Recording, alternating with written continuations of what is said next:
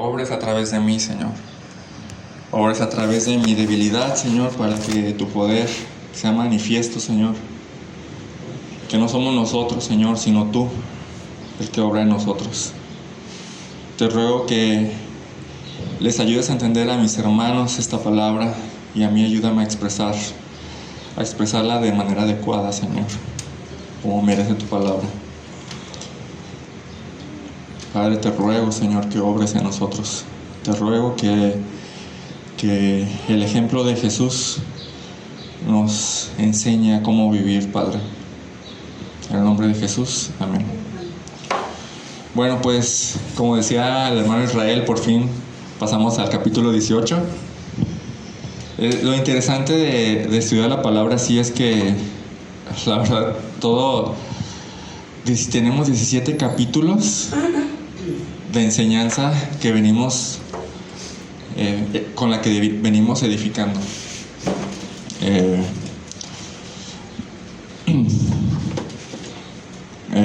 Gracias a eso el capítulo 18 no está flotando sobre nada, está edificado sobre los 17 capítulos anteriores, ¿no? Y más que nada sobre el último capítulo, o los últimos 3 capítulos, que fue la última cena, en la que vimos a nuestro Señor enseñando a los discípulos, enseñanza tras enseñanza. Y en el capítulo 17 pudimos observar cómo Jesús abría su corazón. Como lo mencionaba la última vez que prediqué, en ningún evangelio se nos había enseñado cómo Jesús oraba, nunca. Y el capítulo 17 es la primera vez que se nos muestra cómo Jesús ora. Entonces, gracias a Dios por eso. Pero en el capítulo 18 tenemos una serie de cosas que cambian el rumbo ya de nuestro Señor Jesucristo y lo dirigen hacia el Calvario, hacia la crucifixión. Bueno, vamos a poder observar en este pasaje, que es el capítulo 18, versículo 1 al 11,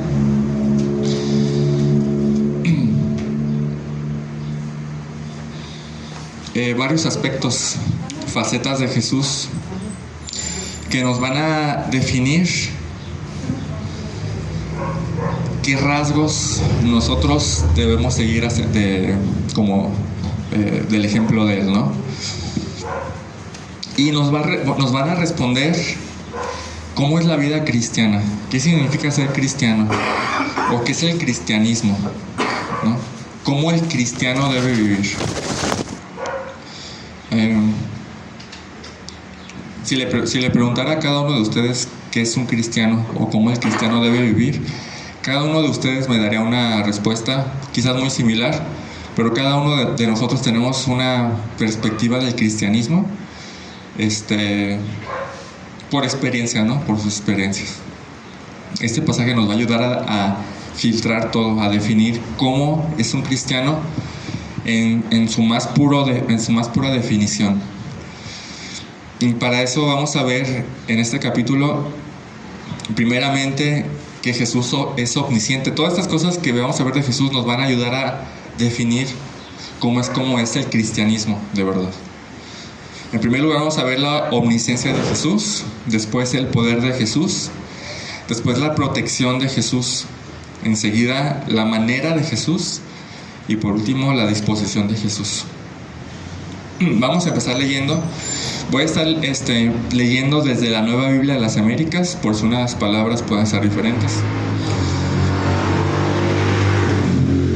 Y empieza diciendo: después de decir esto, el versículo 1, Jesús salió con sus discípulos al otro lado del torrente Cedrón, donde había un huerto en el cual entró él con sus discípulos.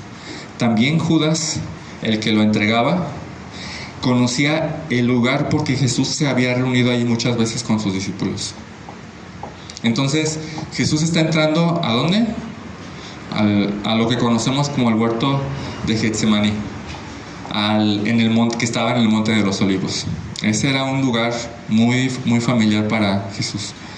Jesús entró en ese huerto y sus discípulos menciona que lo conocían muy bien, incluido Judas. Y cuando Judas, no sé si se acuerdan, pero en el capítulo 13 Jesús despide a Judas, ¿no? Para que fuera a llevarlo fuera con los fariseos y con las autoridades para ir a venderlo por 30 monedas de plata, ¿no? Y Judas, bueno, esto que menciona que en el versículo 2 que también Judas conocía ese lugar, ¿por qué creen que lo menciona? Porque Judas sabía dónde se iban a reunir después de la última cena. Judas lo sabía. Pero Jesús, sabiendo eso, aún así fue a orar ahí. Es interesante, ¿no? Aún sabiendo eso. Y me surge la primera pregunta. Si Jesús sabía que Judas conocería ese huerto y que Judas sabía que ahí iba a estar Jesús para entregarlo, ¿no le era conveniente irse a otro lugar? Digo, no sé. ¿Qué opinan? ¿A Jesús? ¿Sí? ¿No le convenía a Jesús irse a otro lugar donde Judas no conociera? Pues sí, pero entonces no se hubiera cumplido lo que... Ya estaba escrito. No lo hizo por algo, ¿no? Después vemos que entonces Judas, versículo 3, tomando la tropa romana y varios guardias de los principales sacerdotes y fariseos, estaba leyendo comentarios y posiblemente hay de 200 a 600 personas aquí reunidas para arrestar a un solo hombre. Así. Y fueron allá con linternas, antorchas y armas contra Jesús. ¿No se les hace como absurdo? O sea, Jesús, ¿cuándo lo vieron la multitud? ¿Cuándo vio a Jesús problemático? Salvo cuando el azote de... Es lo único. Ajá, y dices, van de 200 a 600 soldados con antorchas, linternas y armas contra un solo hombre. Es absurdo, pero bueno, así lo hicieron. Inclusive contra 11 que sí, aquí estaban. Sí, contra Jesús 600 contra 11, ajá, 12, ¿no? Aquí lo interesante es que dice el 4, Jesús, sabiendo todo lo que le iba a sobrevenir, ¿qué hizo? Se adelantó. Eso está bien interesante porque no vemos a Jesús huyendo, ¿no? Vemos a un Jesús omnisciente. Todo lo sabía. Él ya sabía, mientras estaba ahí en el huerto orando, él ya sabía que la gente venía, ¿saben? Vemos aquí la omnisciencia de Jesús. Jesús sabía perfectamente que ese iba a ser el momento en el que lo iban a apresar. Y no se escondió. Era un huerto a medianoche, imagínense. Que por cierto, en esa temporada hay luna llena, entonces sí se ve. Pues, pero siendo un huerto en la noche, pues había mucho lugar donde esconderse, ¿no? Entonces no se escondió. No vemos a Jesús que huyó, no se fue a otro lugar, sino que cuando venía la gente, yo así me lo imagino, salió de los árboles y hacía encontrárselos, ¿no? Dice que se adelantó o que salió voluntariamente.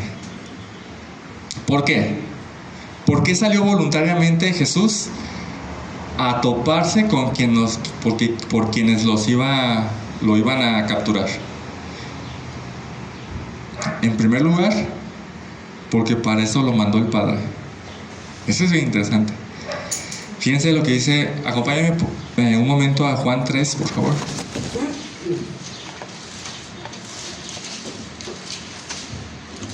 Juan 3, vamos a leer a partir del versículo 14. ¿Ya lo tienen?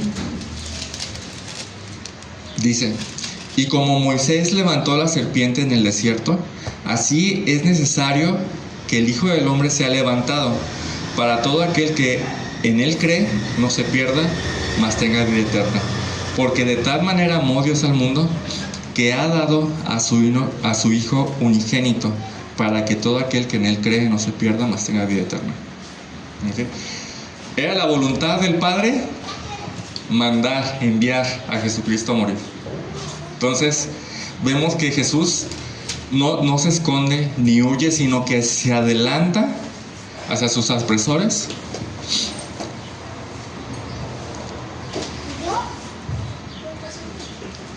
Porque Jesús, escúchenme bien, porque Jesús, por sobre todo, estaba entregado en hacer la voluntad del Padre.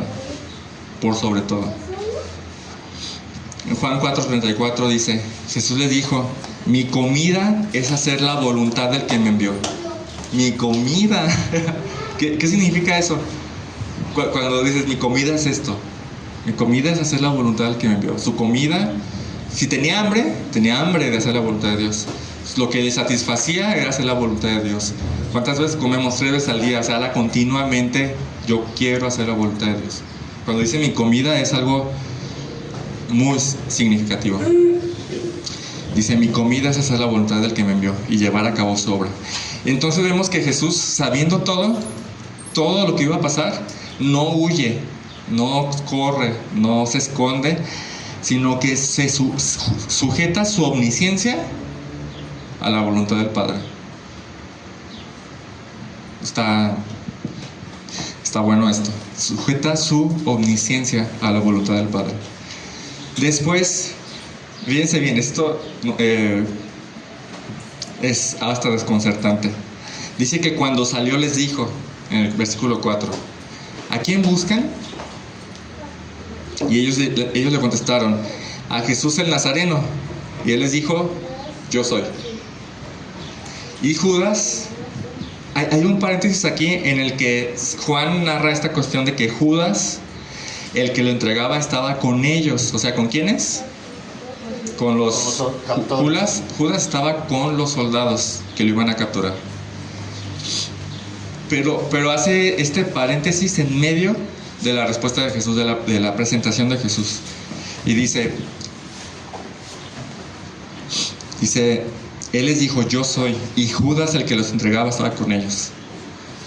Ahora, estas palabras, yo soy, son interesantes.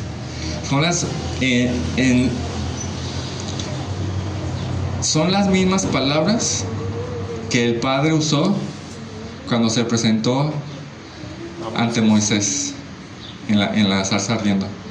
Cuando le dice a Moisés, pues ¿quién es el que, o sea, cuando me pregunten quién me envía, qué les digo?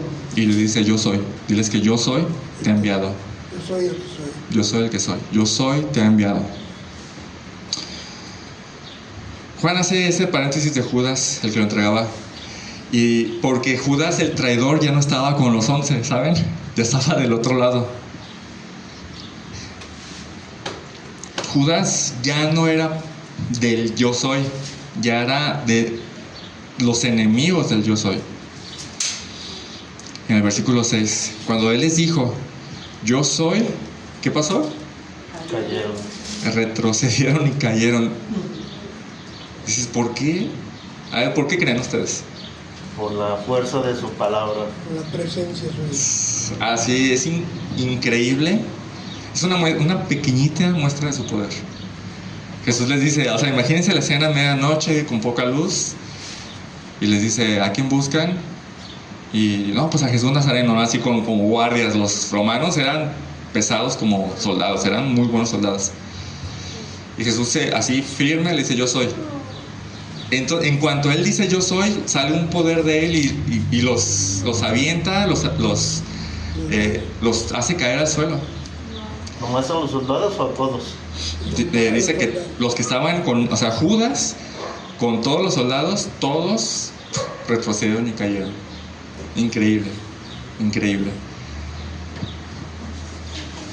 Eso es poder. Es poder, no sea nomás por decir yo soy, nomás por decir yo soy, ¿no? Creo que Judas escogió el mal equipo, ¿no? O sea, aún ahí tenía oportunidad de decir, maestro, perdón. O sea, después de ver ese despliegue de poder. Entonces el 7 dice, Jesús, imagínenselo, puesto de pie firme, entonces volvió a preguntarles, ¿a quiénes? A los soldados que estaban ahí caídos, todos como intentando levantarse, y les pregunta desde arriba, ¿a quién buscan? ¿Cómo vemos a Jesús aquí? Lo vemos temeroso, lo vemos asustado, Valiente. lo vemos así como, ¿a quién buscan? Empoderado, ahí está. ¿A quién buscan? Y yo creo que, y otra vez le contestaron, pero yo creo que le contestaron así como que a Jesús Nazareno, o sea, ya con miedo. Y él respondió, les he dicho que yo soy. ¿Qué tanto poder tiene Jesús? Esta parte se trata del poder de Jesús. Vamos a Colosenses 1, por favor.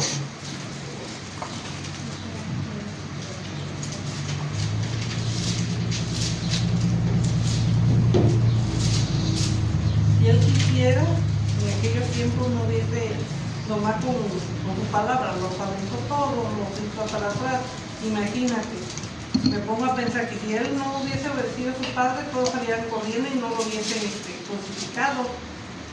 Pero por obedecer y ser hijo de Dios, tuvo que obedecer a su padre, que le doliera y todo.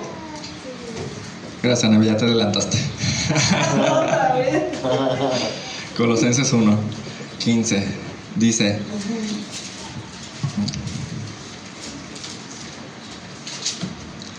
dice, Él, o sea, Jesucristo, es la imagen del Dios invisible. Es el primogénito de toda creación, porque en Él fueron creadas todas las cosas, las que hay en los cielos y las que hay en la tierra, visibles e invisibles, sean tronos, sean dominios, sean principados, sean potestades. Que dice, todo fue creado por medio de Él y para Él. Él fue el medio de la creación de Dios. Eso no es poquito. Todo el universo fue creado por medio de Él. Y dice,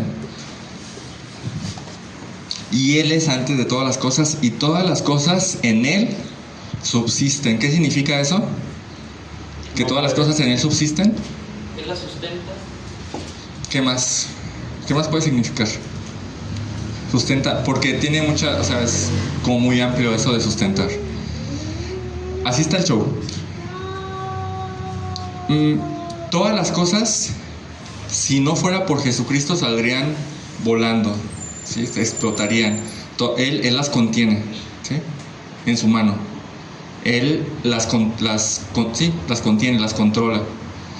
Va a llegar un momento en el que Él va a soltar esto y todo se va a destruir. Pero no, nada se destruye porque Jesucristo lo tiene aquí, ¿sí? Eso significa. Entonces, imagínense el poder de Jesucristo. Es demasiado, demasiado. Y no solo esto, sino que también tiene autoridad. Vamos a Mateo rápidamente, el pasaje paralelo.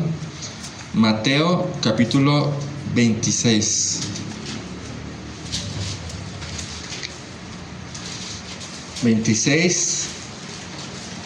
Vamos a leer versículo 53. ¿Alguien que me ayude a leerlo, por favor? 53. ¿Acaso piensas que no puedo ahora orar a mi Padre y que Él no me daría más de 12 legiones de ángeles? Tiene la autoridad.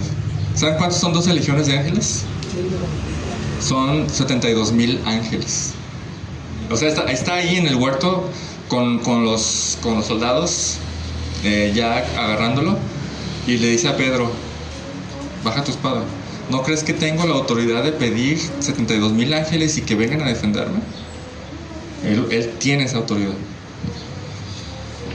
Y Jesús, teniendo todo ese poder y toda esa autoridad, renuncia al derecho de usarlo.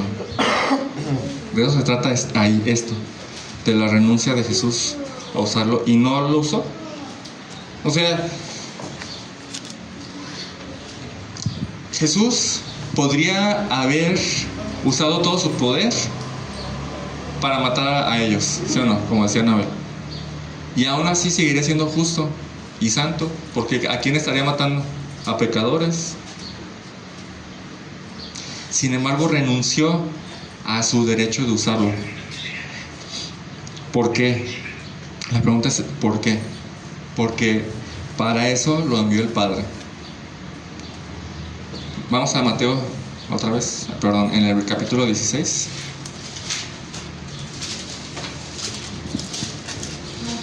Mateo 16, vamos a leer 15 y 16. 16, 15 al 16.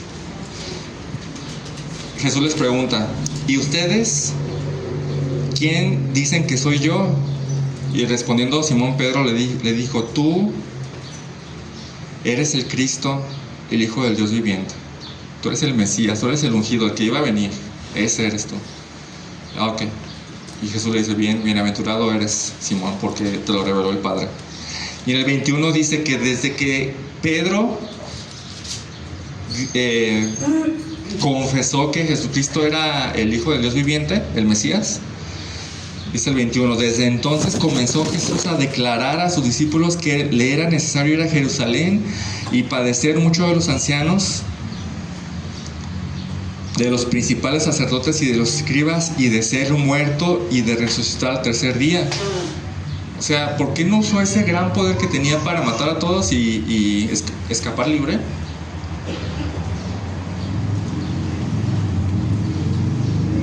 Porque estaba totalmente entregado, estaba completamente entregado al deseo del Padre.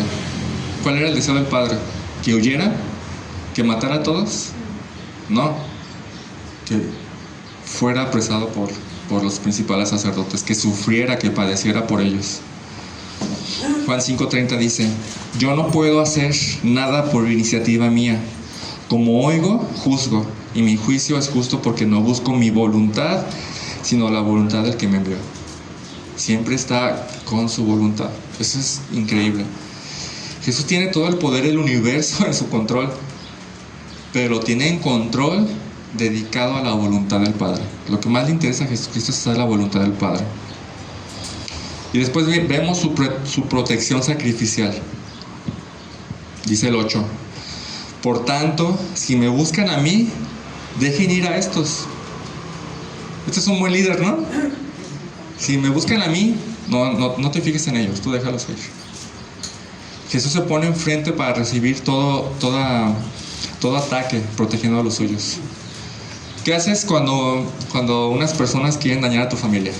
Los defiendes. ¿Sí? No huyes, ¿verdad? No corres. Por más que te vaya a doler, espero que no corras. ¿Qué haces cuando unas personas quieren hacerle daño a tu familia? Te pones enfrente y los proteges, cueste lo que cueste. Así Jesús está en medio de ellos con las tropas romanas. Está en medio de Judas con las tropas romanas y los discípulos. O sea, está en medio de ellos dos. Y Jesús no los está dejando solos. Está pensando, quiero que piensen en esto. Jesús, omnisciente, sabiendo lo que le va a suceder, aún así se está preocupando por los suyos. O sea, no importa, a Jesús no le importa lo que le va a suceder. Piensa en los suyos, de todos modos. ¿Por qué Juan está mencionando esto? Dice el 9. Así se cumplía la palabra que había dicho, que dice: de los que me diste no perdí ninguno. Ahora, ¿por qué Jesús no salió huyendo dejando a sus discípulos desprotegidos? Porque estaba enteramente entregado a cumplir la voluntad de Dios. No le importaba nada más. De hecho, en Juan 6:39 dice: y esta es la voluntad del que me envió, que de todo lo que Él me ha dado, yo no pierda nada, sino que le resucite en el día final. Esa es su voluntad. Más que por amor a ellos, hay un nivel más alto. La voluntad del que me envió es esta, que los proteja. O sea, los protegió más por hacer la voluntad del Padre que por amor a ellos, ¿eh? O sea, ese es bien interesante. Pone la voluntad por sobre todo, la voluntad del Padre. Entonces Jesús protege a los suyos en primer lugar por cumplir la voluntad del Padre. Entonces vemos lo siguiente: la fidelidad de la obediencia de Jesús. Dice: entonces Simón Pedro, que tenía una espada, la sacó e hirió al siervo del sumo sacerdote y le cortó la oreja derecha, y el siervo se llamaba Malco. Pensando un poquito, ¿cómo debían reaccionar los discípulos? O sea, está Jesús, los discípulos acá atrás viendo acá cómo lo están apresando. ¿Qué debían hacer los discípulos? ¿Huir? No, Defenderlo. O sea, era su rey, era su maestro, su señor. ¿Qué se esperaría? Exactamente lo que hizo Pedro. Exactamente. De hecho, Juan, ahí poquito más adelante, en el versículo 36, 18-36, Jesús está teniendo una conversación con Pilato. Y Jesús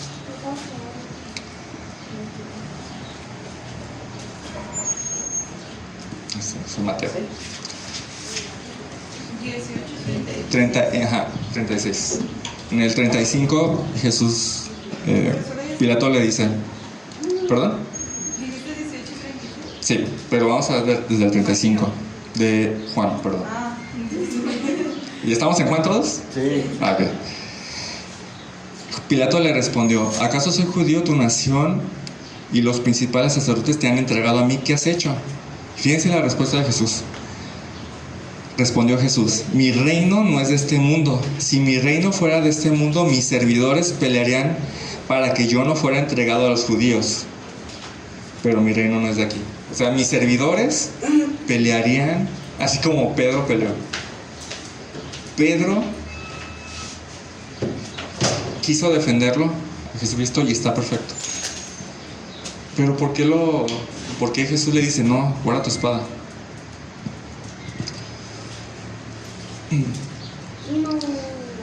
Esa no era la manera. Pedro pensó que era la manera y por eso lo hizo. O sea, no se le recrimina a Pedro por lo que hizo, sino el cómo lo hizo. Si hemos leído los evangelios, sabemos cómo es Pedro, ¿no? O sea, es impulsivo, aventado, así, y lo primero que piensa es lo primero que hace, ¿no? Y lo primero que pensó fue, ese es mi rey, y no lo van a apresar a mi rey. No, y le tiró la cabeza. O sea, ya ven que dice que le cortó la oreja. ¿Ustedes creen que tenía el tino para cortar la oreja? O sea, él no era soldado, él iba a la cabeza, y yo creo que el soldado se movió y le ronó. En otro evangelio dice que Jesús le pegó la oreja otra vez, ¿no? Le sanó. ¿Qué es entonces lo que Jesús le reprendió a Pedro? ¿Por qué le dice a Pedro, guarda tu espada? Guarda tu espada. Porque no es la manera exactamente. No es la manera no era la manera de Pedro, sino tenía que ser la manera de Jesús. Jesús le dice, mete la espada a la vaina. La copa que el Padre me ha dado, ¿acaso no voy a beberla? ¿La tengo que beber? O sea, la manera de Jesucristo era la manera del Padre. ¿Cuál era la manera del Padre? Isaías 53:7, ya lo hemos leído mucho, que dice que fue oprimido y afligido, pero no abrió su boca. Como cordero que es llevado al matadero y como oveja que ante sus trasquiladores permanece muda, él no abrió su boca. Es más bien una actitud, ¿saben? No es de que no haya dicho nada, es la actitud de voluntariamente voy, ¿sí? A mí nadie me lleva, voluntariamente voy. Así había profetizado el Padre que tenía que hacer. Entonces Jesús está queriendo hacer la voluntad del Padre, no solo haciéndola, sino incluso de la manera en que el Padre estipuló.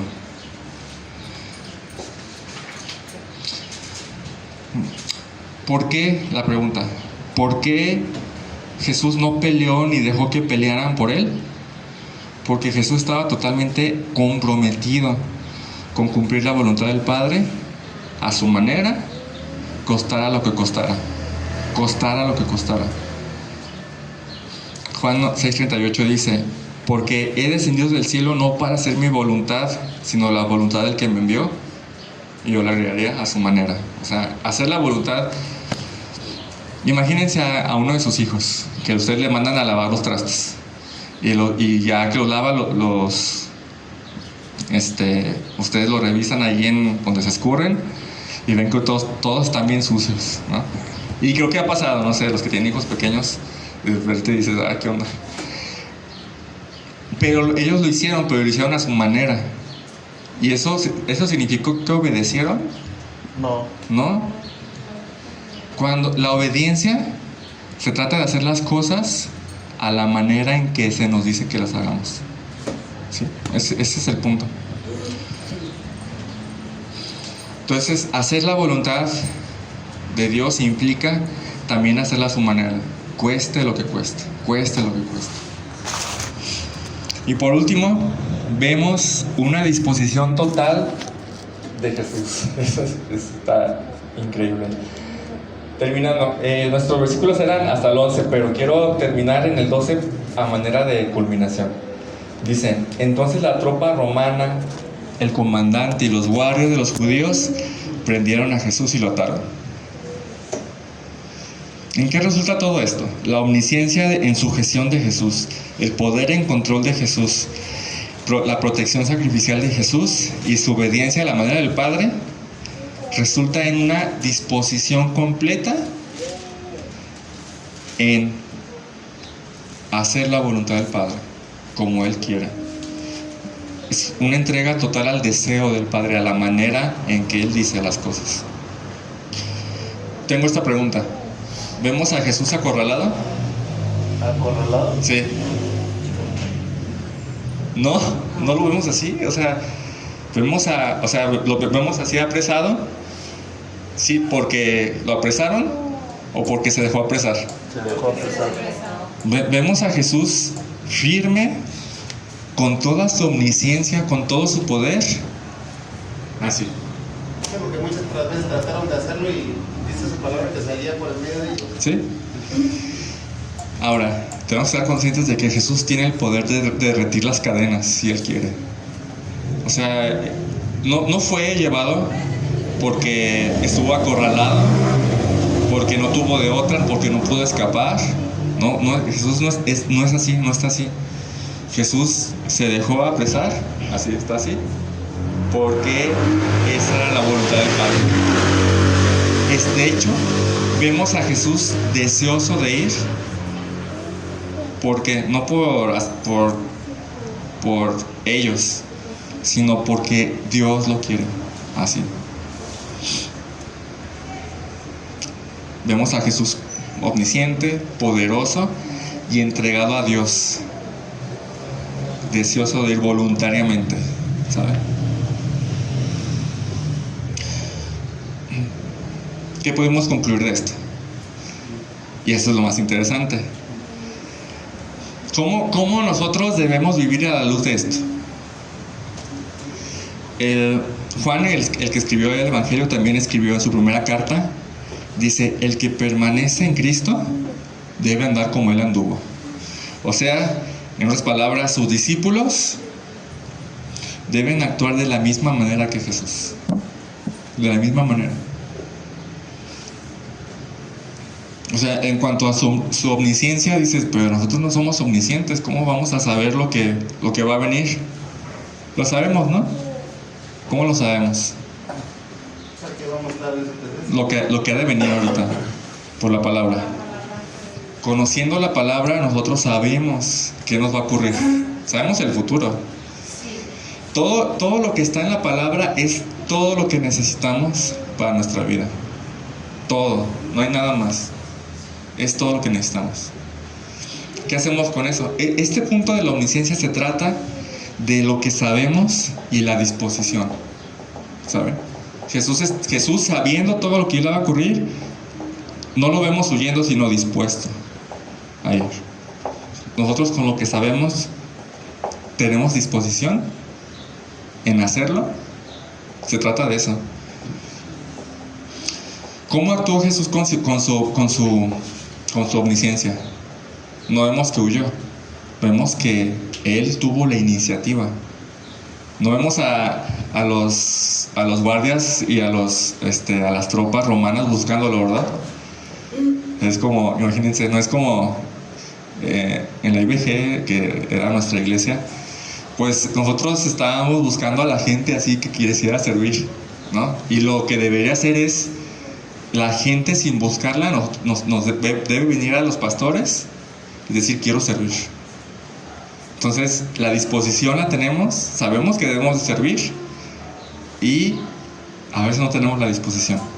Entonces debemos aprender de Jesús que Él, sabiendo lo que debía hacer, se adelantó, tuvo la iniciativa. Después vemos, ¿qué aprendemos del poder de Jesús. Que es inmenso. Pero nosotros, o sea, ¿cómo podemos aplicar esta cuestión a nosotros? ¿De qué se trata? Cuando vemos el poder de Jesús, podemos aprender de cómo renunció a su derecho. Él renunció a su autoridad y a su derecho. Por ejemplo, esto pasa mucho en los matrimonios. Y agarramos Efesios 5, Efesios 5 dice que la mujer se nos tiene que sujetar, ¿no? ¿Sí? Y Efesios 5 también dice que nosotros debemos amarla. Entonces, a veces uno como varón es, tú te tienes que sujetar, a mí. Digo, no sé si les ha pasado. O la mujer, es que tú me tienes que amar como Cristo, mi amor. Como Cristo ama a la iglesia, dices. Entonces, nosotros sabemos lo que el otro tiene que hacer. O sea, entre hermanos, ustedes tienen que amarse unos a otros. Mario me tiene que amar a mí y yo tengo que amar a Mario, ¿no? Entonces, ¿qué nos enseña esta cuestión de cuando Jesús renunció a sus derechos? Es como decir, mi esposa no se sujeta como yo quisiera, o le falta mucho en su sujeción. Y en vez de, yo tengo todo el derecho de decirle, oye, no te estás sujetando, entonces yo renuncio a ese derecho que tengo, y en vez de exigirle que se sujete, yo la amo, ¿sí? Independientemente. Yo renuncio a mi derecho de réplica, de decirle, tú te tienes que sujetar a mí. O la mujer, ¿cómo lo haría la mujer? Yo renuncio al hecho de que no me ame como me debería amar, y aún así yo me sujeto. Yo estoy renunciando a mis derechos. O entre hermanos, es que me hizo esto, es que me hizo el otro. Es renunciar a ese derecho y amarlo aún así. Sí. Después, la protección sustitutoria. ¿Qué aprendemos de cuando Jesús se puso enfrente y dijo, a estos no los toques, llévame a mí? ¿Qué aprendemos de eso? Se trata de no pensar en ti ni en tus problemas, sino en los demás y en las necesidades de ellos y cómo suplirlas. Vamos a Filipenses 2, por favor.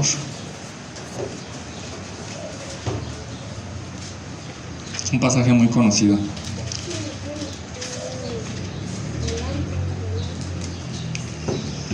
Filipenses 2. Vamos a leer desde el 3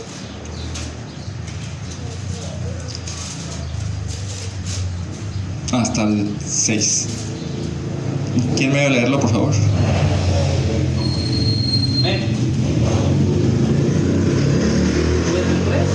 Desde el 3. Nada hagan por contienda o por vanagloria, antes bien con humildad, estimando a cada uno a los demás como superiores a él mismo. Pausa. No hagan nada por contienda o vanagloria, nada peleándose. No hagan nada por egoísmo o por orgullo, sino consideren a los demás, ¿qué dice? Como superior a sí mismo. Dices, eso está en contra de todo lo que me han enseñado. En el mundo dice, no, tú tienes que ponerte así.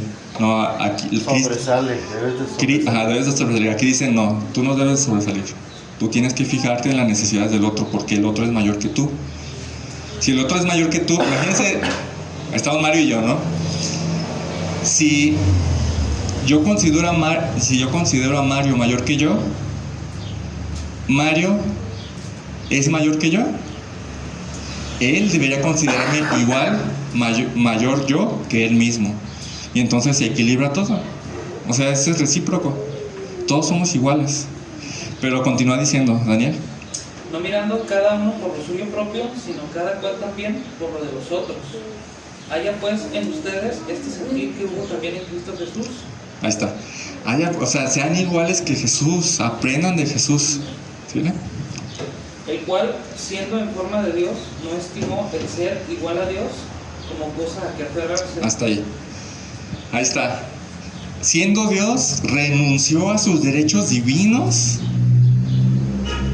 por hacer la voluntad del Padre y por amor a nosotros. Ahí está. Hay que ser como Jesús. Hay que seguir su ejemplo. Renunciar a nuestros derechos y, ahora sí, suplir las necesidades de los demás. No importando yo, que no me importen mis necesidades, sino que me importen más las necesidades del otro. Ahí está el ejemplo, ¿no?, de los esposos. O sea, yo no me tengo que preocupar si mi esposa no se sujeta. Yo me tengo que preocupar por amarla a ella. ¿Sí? O sea, yo renuncio a mi derecho de que ella se sujete a la perfección. No, yo eso que no me importa. Yo tengo que esforzarme y esmerarme en mi papel, en lo que yo debo hacer hacia ellos. Y por último, vemos la fidelidad de la obediencia. Cuando Jesús le dijo a Pedro, mete la espada en la vaina. Así no es. Se trata de obedecer a la manera en la que el Señor quiere que obedezcamos.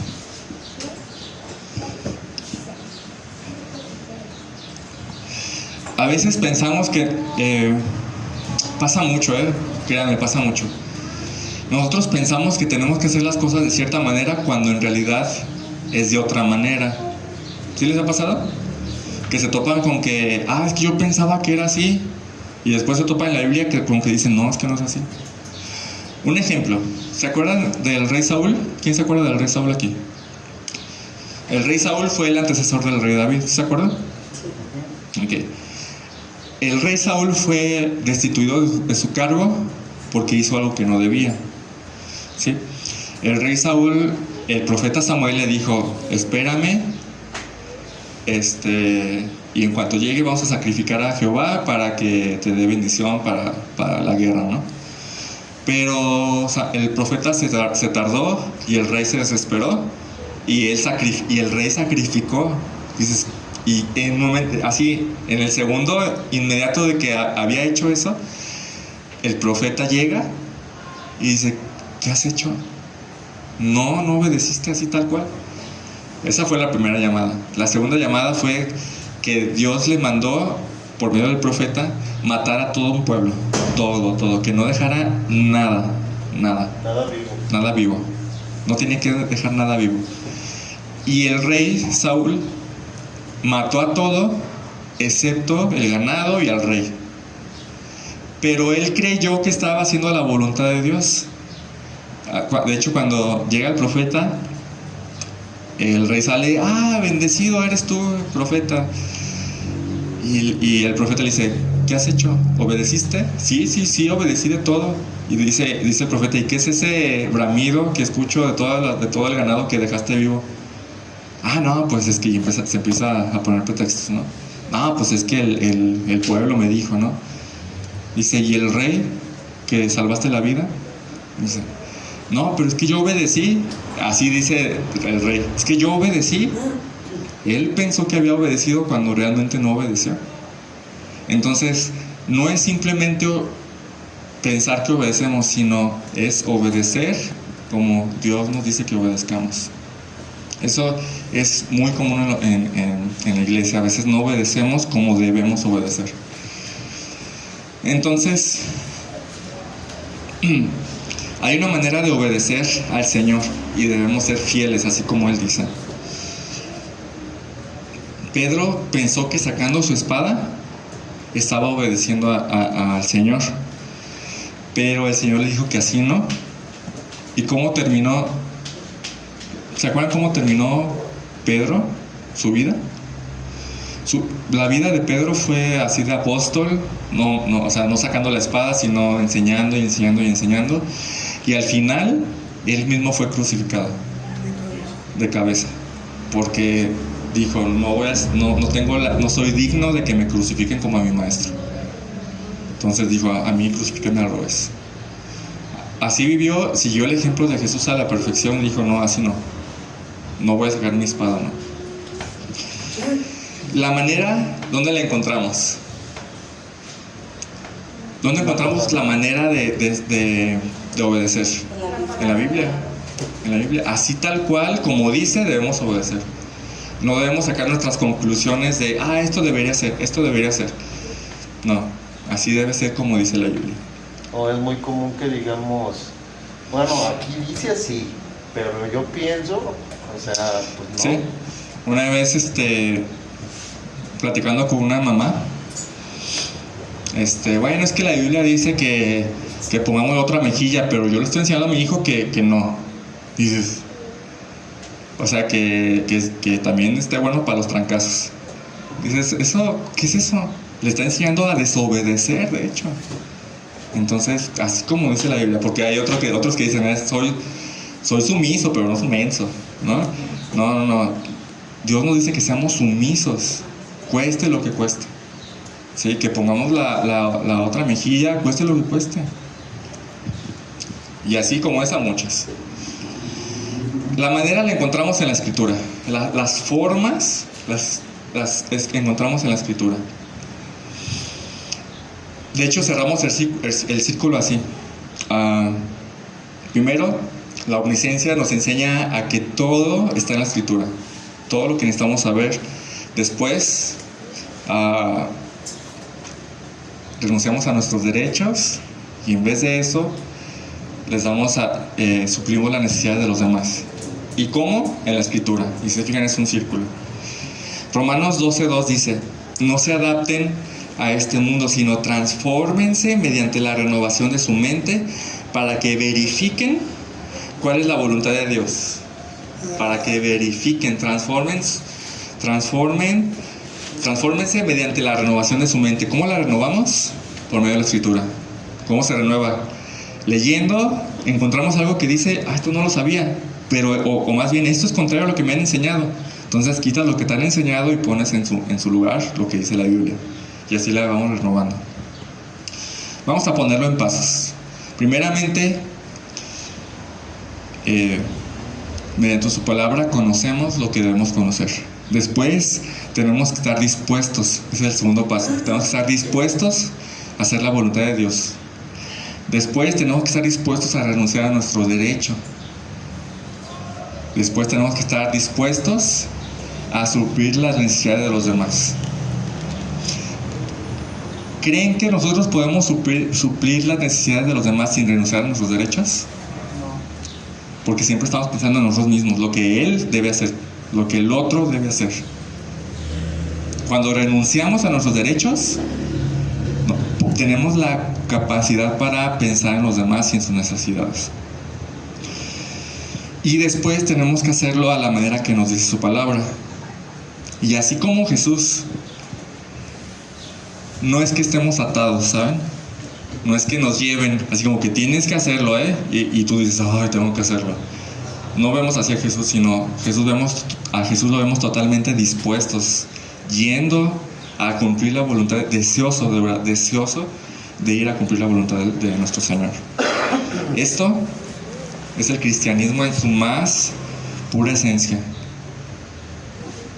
La palabra nos rige y nosotros tenemos que renunciar a nuestro derecho y suplir la necesidad de los demás. Eso es lo que significa estar entregados al deseo de Dios, como Jesús lo estaba. Vamos a orar. Gracias, bendito Padre, por esta porción de tu Escritura. Gracias porque el ejemplo de Jesús nos enseña. Gracias porque aún con su omnisciencia, con todo su poder, Él eligió, Señor, hacer tu voluntad, y gracias a ello podemos ir a la cruz en busca de perdón, Señor. Te ruego, Señor, Padre, que nos ayudes a entender, que nos lleves a un mayor entendimiento de esto, Señor. Y también te ruego que este ejemplo de Él nos enseñe a nosotros a renunciar a nuestros derechos, a suplir las necesidades de los demás y hacerlo todo conforme a tu manera, Señor, no como pensamos que es, Señor. Tú tienes una manera, Señor, que es sagrada, Señor, que no debemos cambiar, y si nosotros la cambiamos, nosotros estamos mal, Señor. Te pido que nos ayudes a encontrar tus maneras y a tener la certeza de cómo hacerlo, Señor. Te ruego que sigas obrando en nosotros. En nombre de Jesús, amén.